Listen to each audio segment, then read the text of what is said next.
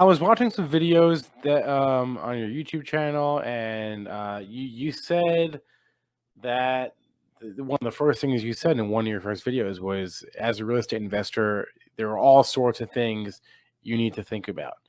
What are those things? But so we all know location, right? But what Yeah. are those other things that you need to think about?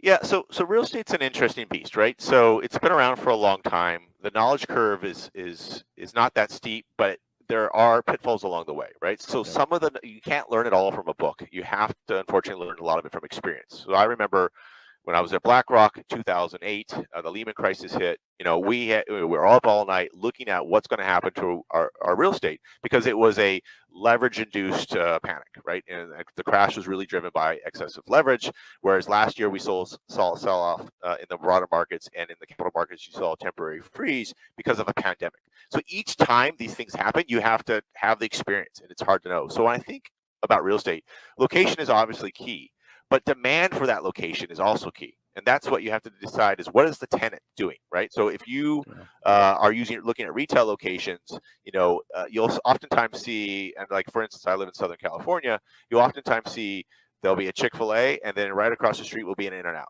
And why is that? Because they both do the demographic traffic studies to know that's a good market. So when one does it, they say, well, it's got to be good, so they build the other one. If I was going to go put a pharmacy there, it may not be the best thing. So the type of tenancy that you have in that location is super important. Then it's the quality of the tenant, right? So if I have a no name payday cash loan sort of thing, that's not a good tenant. They're not going to pay. But if I have a Walgreens, I know they're a good tenant. So you look at the quality of that, and you combine those together with what is your financing, right? I think the allure right now with low interest rates is people say, well, I get this pencils. This deal pencils today. I'll pay more than I think I would because I can get cheap financing. That only works if you can continue to have that cheap financing. And we know that long-term cycles, you're going to, we should see rising interest rates somewhere over a 5-year, 7-year cycle, and then your spread's going to narrow, and it may Yeah. not be as lucrative unless you have growth in your cash and your rents.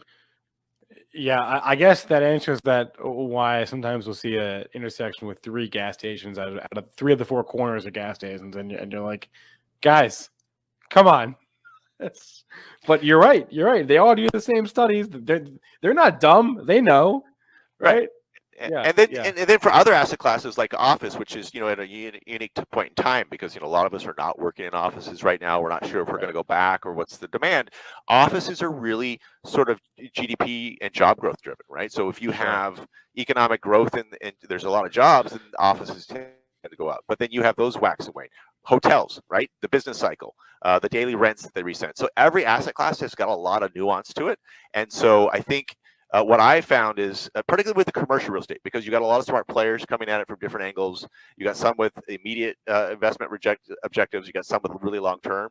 Is that if you don't have the experience, you might be able to buy it, but you might get burned later.